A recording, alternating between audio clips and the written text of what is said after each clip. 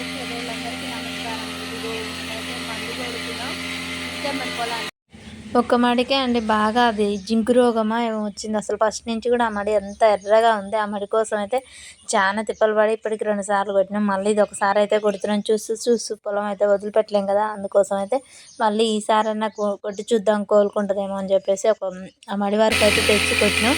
మరి ఎటైతే ఉంటుందని తెలియదు. గంట కడతలేదు, ఆడాడ పచ్చగా ఉంది.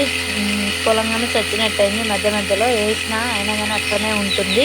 ఇక మా వారైతే మందు కొడుతురు పొద్దుగాల, మళ్ళీ డ్యూటీకి వెళ్ళాలి కదా, అందుకోసమే 7 గంటలకే స్టార్ట్ చేసాం. పిల్లలు అయితే స్కూల్కి వెళ్ళారు.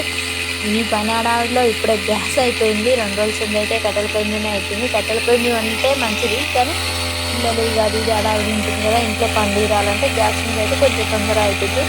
ఇక నేనైతే ఇక్కడ ఈ పొలాల మందులకే ఖర్చు అంతా అవుతుందండి. మనం చేసే కష్టాన్ని మందులకే అయిపోతుంది. వెనకట్నే మంచిగా ఎరువులతో పండించుకునేది.